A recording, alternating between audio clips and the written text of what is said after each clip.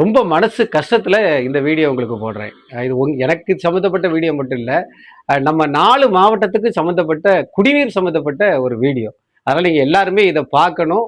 இத எல்லார்கிட்டயும் நீங்க பகிரணும். குறிப்பா வந்து நம்ம தாமிரபரணி ஆற்றுல வந்து முக்கியமான பிரச்சனை என்ன பிரச்சனை அப்படின்னு தெரியும் உங்களுக்கு. சாக்கடை கலக்கிறது தான் முக்கியமான பிரச்சனை. அந்த சாக்கடையே கலக்க விடாம இருக்கணும் அப்படின்னு தான் நம்ம எல்லாம் முயற்சி பண்ணிக்கிட்டு இருக்கோம். ஏதாவது பணம் கிடைச்சிராதா?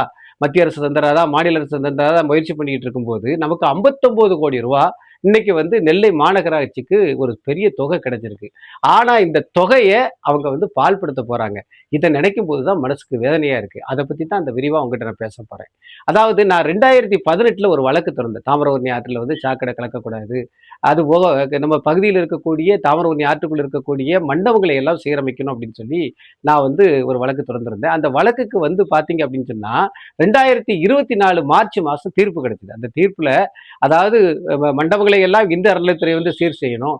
அப்புறம் இந்த சாக்கடை எந்தெந்த மாநகராட்சி, நகராட்சியில கலக்குதோ அவங்க எல்லாம் நிறுத்தணும் அப்படின்னு சொல்லி தீர்ப்பு வழங்கினாங்க. ஆனா அந்த தீர்ப்பை வந்து யாருமே சரிபட செயல்படல.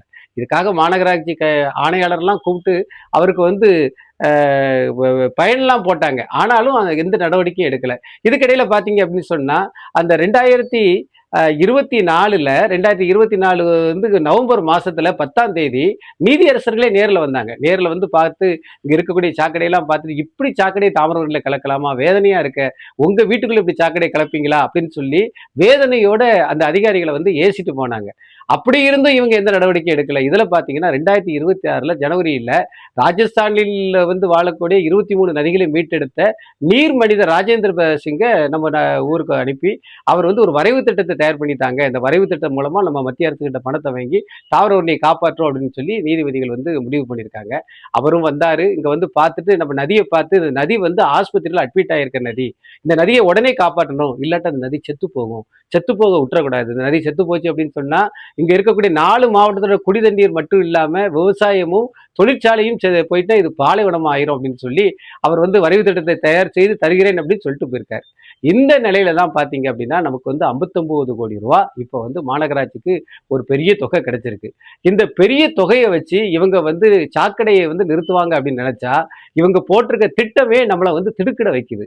ஏன்னு கேட்டீங்க அப்படின்னா தாமிரபரணி ஆற்றுக்குள்ள வந்து தூத்துக்குடி மாவட்டத்தில் நாங்க முள்செடியை பிடுங்கிட்டு இந்த பகுதியில வந்து நாங்க வந்து மரங்களை நடும்போது ஆற்றுக்குள்ள மரத்தையே நடக்கூடாது அப்படின்னு சொல்லி பொதுப்பணித்துறை வந்து எங்களுக்கு வந்து கண்டனம் தெரிவிக்குது. அதை விட அப்படி பண்ணக்கூடாது அப்படின்னு சொல்லி எங்களை வந்து ஓரம் கட்டி கரையில தான் நீங்க வளர்க்கணும் அப்படின்னு சொல்லுது. ஆனால் இவங்க என்ன பண்றாங்க அப்படின்னா மாநகராட்சியில இந்த 56 கோடி ரூபாவையும் கொண்டு போய் சாக்கடையில அவங்க நிப்பாட்ட எந்த திட்டமும் போடல. அதெல்லாம் சும்மா கண் துடைப்புக்கு எப்படி நீதியரசர்கள் வரும்போது மேக்கப் போட்டாங்களோ அந்த மாதிரி தாமிரபரணிக்கு மேக்கப் போட்டு போடுறதுக்கு மட்டும்தான் திட்டம் போட்டிருக்காங்க. மற்றபடி இவங்க என்ன பண்ண போறாங்க அப்படின்னு சொன்னா ஒரு 100 இடத்துல மக்கள் உட்கார்ந்து காற்றாட இவங்க வந்து ஒரு பெஞ்சு போட போறாங்களாம். அப்புறம் பார்த்தீங்கன்னா நம்மளுடைய அந்த இப்போ நம்ம பகுதியில் இருக்கக்கூடிய மிகவும் பழமையான மிக பிரம்மாண்டமாக இருக்கக்கூடிய தைப்பூசம் மண்டபம் பக்கத்தில் 27 இடத்துல இவங்க என்ன பண்றாங்க நிழல் கூட அமைக்க போறாங்களாம். உள்ள ஒரு ஹோட்டல் வருதான், பார்க்கிங் வருதான், வாக்கிங் போவதுக்கு இடம் வருதான். இதெல்லாம் எதுக்குங்க? அதாவது சாக போறக்கூடிய தாமிரபரணியை காப்பாத்துங்கன்னு சொன்னா நீங்க என்ன அப்படின்னு சொன்னா மேக்கப் போட்டு அந்த அம்மாவை சாவடிக்க அதாவது பாடையில கொண்டு படுக்க வைக்கலாம்னு நினைக்கிறீங்களா? இது வந்து வன்மையா கண்டிக்கத்தக்கது பார்த்துக்காங்க. ரொம்ப மனவேதனையில சொல்றேன். இது எந்த அதிகாரிகள் இப்படி வந்து திட்டம் போடுறாங்க அப்படின்னே தெரியல. நீங்க இந்த 59 கோடி ரூபாய் நீங்க என்ன செய்யணும்? நீங்க இந்த 23 இடத்துல சாக்கடையை சொல்றீங்களா? அந்த சாக்கடையை நிறுத்துவதற்கு திட்டம் போடணும். எப்படி வெளிநாட்டுல பாத்தீங்கன்னா ஒரு பில்டிங்ல வந்து வரக்கூடிய கழிவு தண்ணீர் எல்லாம் இயந்திரம் மூலம் சுத்திகரிச்சு அந்த பகுதியில் மரத்தை வளர்க்காங்களோ அதே மாதிரி நீங்க மரத்தை வளர்க்கணும். கரையில மரம் வச்சு மரம் வளர்க்கணும்.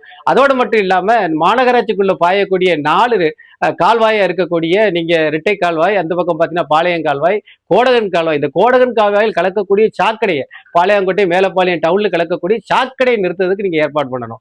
அது மட்டும் இல்லாம நீங்க பேங்க் மாதிரி சேர்த்து வச்சிருக்கீங்களே ராமியன்பட்டி, அந்த ராமியன்பட்டியில மக்களே வாழ முடியாத அளவுக்கு ஒரு மிகவும் குப்பை மேடாகவும் அங்க இருக்கக்கூடிய சாக்கடை மோசமாக இருக்குது. அந்த சாக்கடையை சுத்திகரிக்கணும். இது நீங்க 59 கோடி ரூபாய் பண்ணினீங்க அப்படின்னு சொன்னா நீங்க உண்மையிலே இந்த மக்களுக்கு செய்ய வேண்டிய நல்ல விஷயத்தை செய்யறீங்கன்னு அர்த்தம்.